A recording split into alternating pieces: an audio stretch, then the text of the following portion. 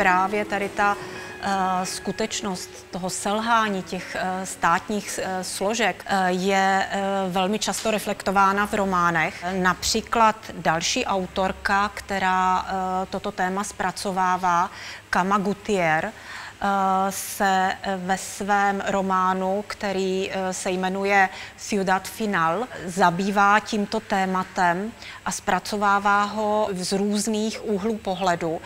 Ona, tato autorka, publikuje pod pseudonymem. Jedná se o akademičku, která působila na vysokých školách jak ve Španělsku, tak v Latinské Americe, ve Spojených státech a vlastně stejně jako Roberto Bolaño v románu 2666, který reflektuje tu situaci v Ciudad Juárez, které v jeho románu je předobrazem města Santa Teresa, tak i Kama Gutierrez tady ten svůj román Ciudad Final, což se dá přeložit jako město konečná, situuje do tady tohoto místa, které je takto smutně proslulé a kde dochází k vraždám žen, které, jak už jsme řekli,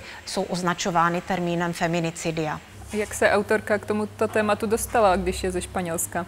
To je správná otázka. Kama Gutierrez je španělská autorka. Ona ovšem působila dlouhou dobu jako dobrovolnice na severu Mexika, kde spolupracovala s organizacemi, které měly celou řadu projektů zaměřených na pomoc obětem těchto kriminálních činů a nebo příbuzným obětí feminicidií a ona se rozhodla tady tuto zkušenost zúročit a promítnout ji do svého díla. V celé řadě různých rozhovorů se zmiňuje o tom, že uvažovala, jakým způsobem to téma uchopit a že jí z toho vyšlo nejlépe, že bude dobré, když to zpracuje beletristicky. A v rámci tady těchto úvah dospěla k závěru, že snad tím nejlepším žánrem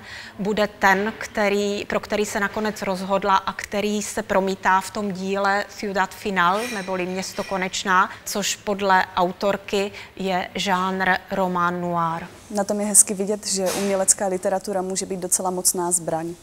Ano, ono totiž Kama Gutierrez opakovaně se vyjadřovala nebo nějakým způsobem dávala najevo své přesvědčení, že vlastně literatura, literární díla, v rámci kterých se snaží reflektovat skutečnost, mohou fungovat jako jakýsi spouštěč, díky kterému se otevře nějaká důležitá debata na důležitá témata.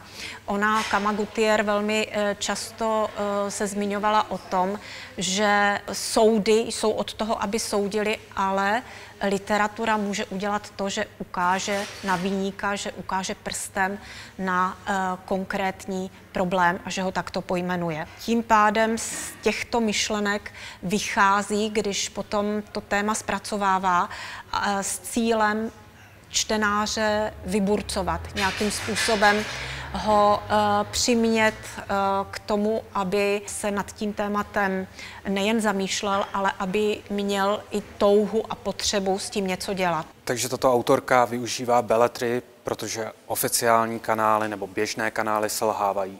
Je to tak? Ano, je to svým způsobem přesně tak, jak říkáte. Beletrie posloužila autorce nejen k tomu, aby podala obraz deprimující mexické reality, ale současně ji posloužila jako jakýsi odrazový můstek k tomu, aby otevřela další otázky, které se týkají funkce literatury v dnešní společnosti.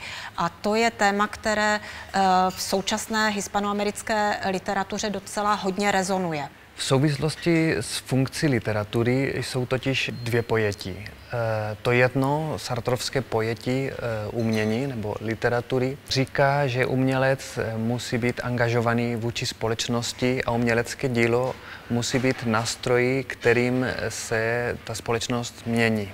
Na druhé straně například Umberto Eco zastává názor, že literatura nebo umění nemusí mít žádnou společenskou funkci. Stačí, aby byla umělecká, aby bylo to umění pro umění, l'art pour l'art, nebo umění gratia sui.